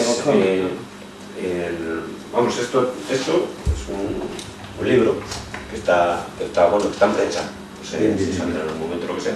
Cuando saldrá, pero vamos, está en prensa en Petaza. Bien. Muy bien. Hermes Católicos. Bueno, Hermes Católicos. Y más o menos, bueno, lo de China está tratado un poco más oblicuamente, no es central en la exposición, pero bueno. Claro, aquí el problema es, ya actualizando la situación, el problema es China ahora, claro, usted mismo le indicaba, que China da la vuelta, ¿no? Claro. Entonces China es el imperio del centro, digamos. Me ha parecido que China tenía cierta semejanza con Roma, ¿no? Sí. El imperio centrípeto. Exacto, el imperio del centro. Es decir, el imperio del centro, sí, que busca atraer todos a él y no al revés. Una especie de torbellino en el que trata de envolver a los demás porque circula como torbellino, no tanto. Los otros son imperios esféricos, pero mirando una serie de globalización centrípeta y centrífuga, que vamos en el libro de la caverna. Eso es. Pero de China parece que va en serio, claro. Sí, no. Y ahí pues la deuda que tiene Estados Unidos contraída con China, por ejemplo, es tremenda, ¿no? Ya prácticamente los tienen. Y bueno, la invasión, bueno, ahí los españoles toman contacto enseguida, ¿no? Es decir, hay que ver que Manila era una población, era una ciudad con muy pocos españoles, rodeado de chinos y filipinos por el entorno, ¿no? Un mercado chino muy potente y dependiente del mercado chino. De hecho, Legazpi va por Manila y no se queda en Cebú, en una operación que hace, precisamente con esa... se instala en Manila porque allí había chinos y eso... estaban completamente en precario en Cebú, ¿no? Porque los indios huían al cuarto con los españoles y demás, entonces no podían comerciar, no tenían medios para sobrevivir, que estaban en precario, y es el asentamiento en Manila por el comercio potente chino lo que les hace quedarse allí y mirar hacia China desde Manila, porque allí había un comercio que les permitía sobrevivir, porque si no, no podían. El problema de cómo lo explica usted, el hecho muy conocido de la expansión china, de núcleos importantes chinos, estaban en Estados Unidos formando guetos, lo que fuera, en España, están comprando tierras, en África, y entonces la expansión de los chinos por otro lado, ¿no? que es cada vez progresiva, es decir, es que esto, ¿cómo se coordina esto con la idea del imperio centrípeto? Claro, ahí vamos a ver. A mí me parece que esa expansión es una expansión en la que los chinos, si siguen la norma del siglo XVI, y bueno, habrá que analizarlo muy cuidadosamente, el Instituto de Naciones acaba de sacar un libro que se llama En busca de la China moderna, y ya el título es algo significativo, en busca, ¿no? Como si no... Entonces, si China sigue un poco la norma del aislacionismo en el fondo, es decir, hay que darse cuenta que inventaron la pólvora, no sé qué, pero todos los pueblos que están en el entorno, los filipinos, etcétera, no conocían absolutamente nada de los chinos, es decir, no había comunicación, entendían a la cierre, ¿no? A partir de la dinastía Ming, ¿no? Pues es un cierre, después la Yuan hay cierta apertura, etcétera, pero es un cierre, un cerrojazo que mantienen con respecto al entorno, y los tratan de bárbaros, los desprecian completamente, ¿no? Entonces, yo creo que eso lo siguen manteniendo, a pesar de que los pesqueros, sobre todo a partir del siglo XIX, con las guerras del opio, ¿no? A Inglaterra, lo dice Marx, ¿no? A Inglaterra forzó un poco, abrió la caja de los truenos china, ¿no? Abrió, se cuenta lo que hizo Inglaterra allí, pues como importaba té, ¿no? Pues para compensar ese negocio y no salir perdiendo en ese negocio, en ese comercio exterior en Inglaterra, pues lo que hizo fue meter el opio, para que hubiese una demanda importante de los chinos de opio y vendérselo, ¿no? Entonces, bueno, de las guerras del opio, etc. Entonces, la depredación, ¿no? Inglaterra, en su línea, ¿no? Entonces, China yo creo que sigue manteniendo, creo, esto es una impresión y es muy difícil, vamos, por ciertos detalles, etc., pero precisamente esa por las propias limitaciones que tiene el propio idioma, etcétera, ¿no? Por más que se haya hecho intentos de transformar aquello en alfabeto latino, etcétera, etcétera, lo dice José Acosta, ¿no? El idioma chino es una forma de pintar, de dibujar, realmente, no es un idioma, es una forma de dibujar. Entonces con eso no se puede hacer ciencia, poner una serie de limitaciones tremendas, José Acosta, eso, ¿no? No son capaces de escribir Alonso, no son capaces porque no pueden escribirlo. Entonces, claro, una serie no solamente políticamente, sino una serie de instituciones ligadas al propio imperio chino, ¿no? Como es la escritura mismamente. Esta es la observación hace Hegel también, la toma prácticamente totalmente de Acosta, creo yo, vamos, está inspirado claramente por él. Bueno, Hegel a los chinos dice que aquello es que no tienen historia, que lo pone como el principio de la historia universal, ¿no? Y comenta a los chinos, por supuesto, siendo la línea de Voltaire, etcétera, y de Montesquieu, pero dice que no hay historia, que es un presente continuo, que no hay espíritu subjetivo, no está fundido con el objetivo, entonces no hay ciencia, nada.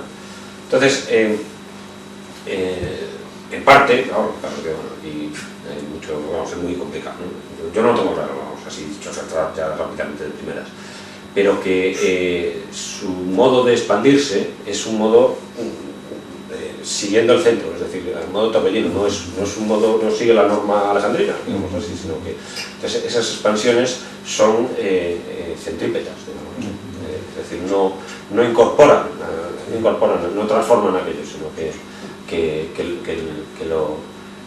se lo tragan, por así decirlo. Lo incorporan, pero porque lo devoran, no porque lo transformen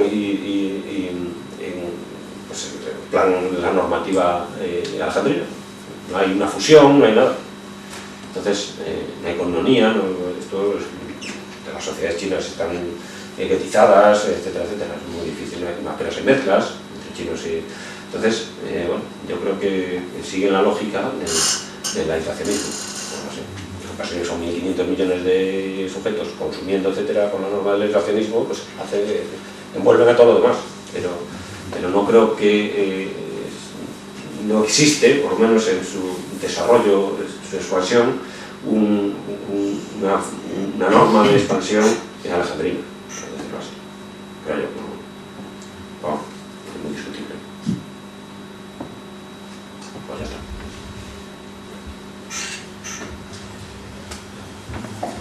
Ahora puedes comentar un poco el asunto de Calístenes, porque, vamos, según tengo yo entendido, creo que Quinto Curcio habla de eso, Alejandro se estaba convirtiendo en precisamente lo contrario de lo que se pretendía, ¿no? Que era ser un déspota oriental y que investirse al modo oriental y que le rindieran este asunto de la proskinesis, ¿no? Y entonces que precisamente Calístenes muere por no quererse inclinar ante él y bueno... Sí, hay una asimilación, hay una acusación por lo menos de esta asimilación, y hay fuentes efectivamente que hablan de eso, ¿no? Pero claro, bueno, la propia divinización en Egipto, Amón y demás, ¿no? Pero bueno, digamos que la formación de ciudades, etcétera, etcétera, claro, y hay un componente de sincretismo, por supuesto, y el resultado en parte también es sincrético, etcétera, con Iskander, ¿no? Los musulmanes que lo incorporan también a Alejandro a su modo, etcétera, ¿no? Pero vamos, yo creo que eso no deshace la norma fundamental. Es decir, hay recaídas, o como se quiera llamar,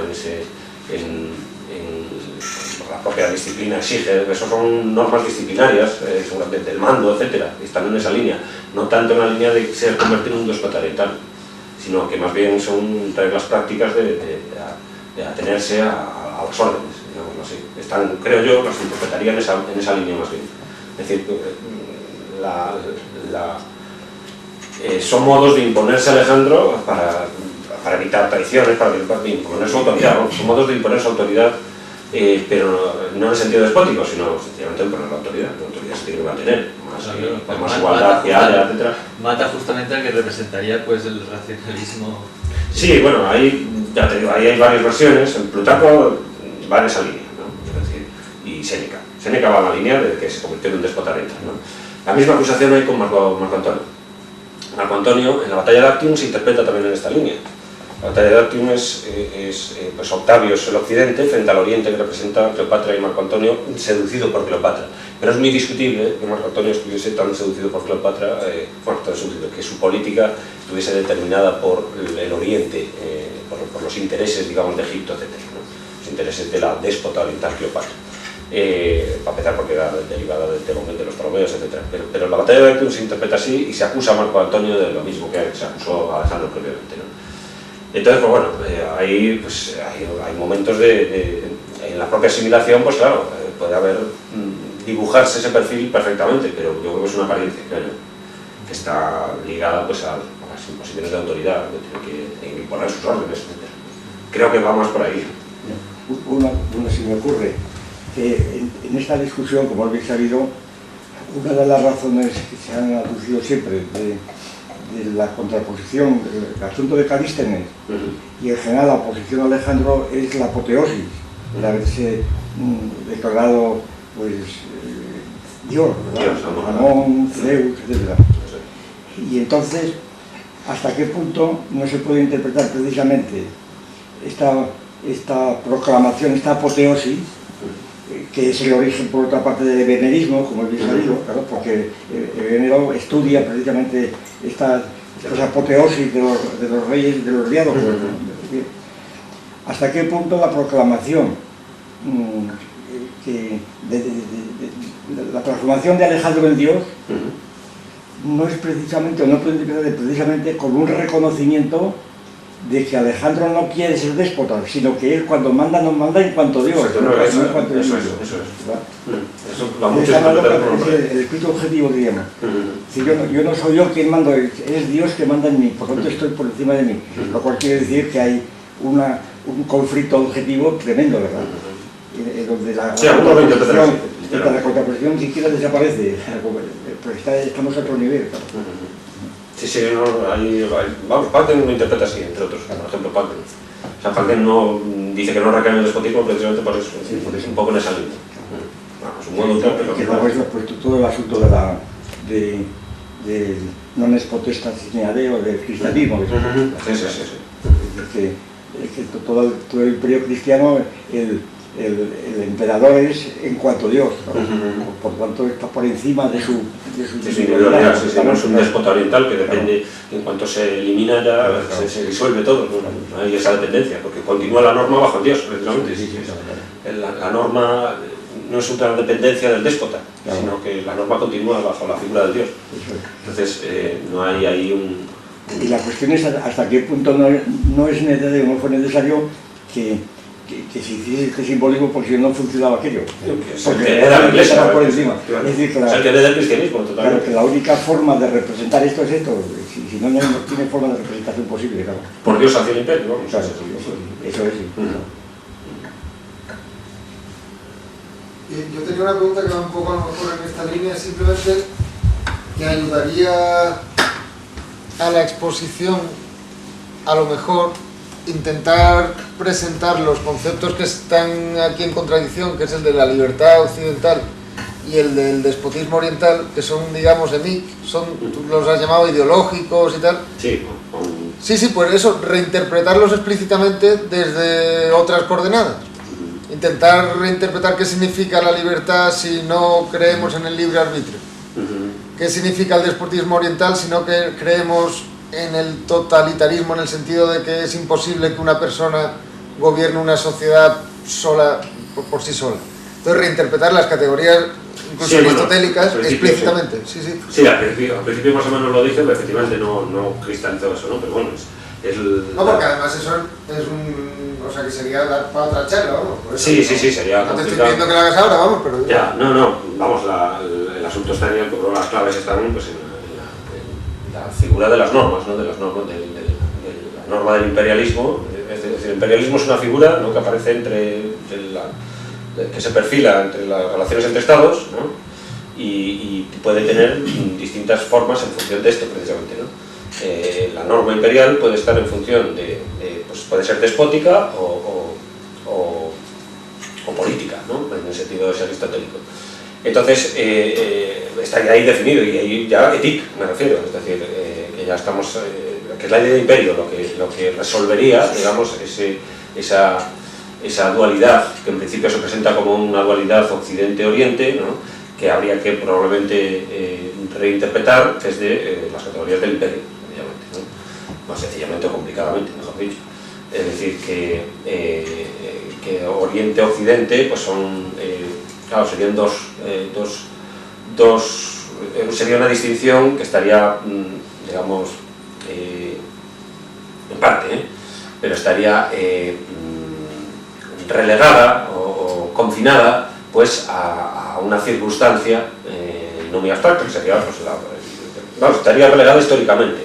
Desde el punto de vista lógico, pues este Oriente-Occidente se disolvería, yo creo, porque no hay razón para, digamos, enraizar, creo yo, no hay razón para enraizar en el Oriente, que esto estaría rozando probablemente pues, en cierto racialismo o lo que fuera, ¿no? Es decir, no hay razón para enraizar en el Oriente pues, la estructura despótica y en el Occidente la estructura política, ¿no? Pero bueno, estas son cosas que habría que discutir y demás, ¿no? Yo creo que a partir de la lógica del análisis de las distintas normas, en función de las relaciones entre estados, ¿no? Pues ahí se disolvería quizás, ¿no? Pues esta distinción que es histórica, entre los Occidente-Oriente, histórica por su modo de aparición, etcétera, que está, pues, es perfecta, digamos, en el sentido histórico. O sea, se puede interpretar a lo mejor como una norma no sé si es política, universalista, digamos. Sí, pero que en vez de plantearlo en términos individuo libre o individuo sometido, se puede plantear, como lo estás diciendo, una norma universalista o una norma particularista. Sí, bueno, sería más bien la estructura que aparece es decir, sería norma aislacionista, norma ejemplarista, norma imperialista generadora y norma imperialista depredadora, digamos, esta sería la estructura, en principio. Después eso se puede quizás establecer mayores precisiones históricas, me refiero, una estructura lógica del asunto, y esto diría, no sé si está bien dicho, pero vamos, que me refiero que efectivamente para desbordar esa perspectiva EMIC, que está ligada a la historia en parte, ¿no? Occidente-Oriente, pues a través de, que estaría un poco también, que era lo que yo decía al principio respecto de Huntington, ¿no? Huntington está preso pues de esa distinción entre civilizaciones EMIC, ¿no? Y no las desborda el panorama EMIC de llamarles civilizaciones, porque no se sabe en cuál está él. Digamos, si la civilización exige pues la negación del resto como civilizaciones, ¿no? Entonces, si tú dices que hay varias, pues es que está reconociendo a varias civilizaciones como civilizaciones, cosa que es imposible por el concepto de civilización, porque implica unicidad. Entonces, como si reconoces varios dioses monoteístas, que no es posible. La lógica del propio dios monoteísta impide reconocer a los demás como dioses monoteístas, ¿no? Entonces, pues esto es igual.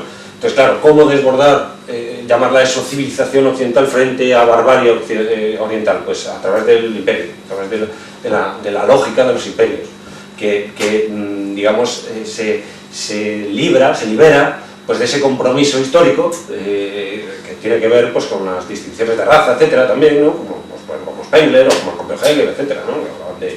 Pues eso, hay un componente ahí que es muy... que hay que tener mucho cuidado con él, por lo menos, ¿no? Creo yo. O sea, me parece muy bien esto, pero yo pregunto ahora que esta cuestión que suscita Lino sobre la posición, bueno, que también Pedro ha estado hablando, la interpretación de la democracia, precisamente, y el individuo. Aquí la democracia queda disuelta.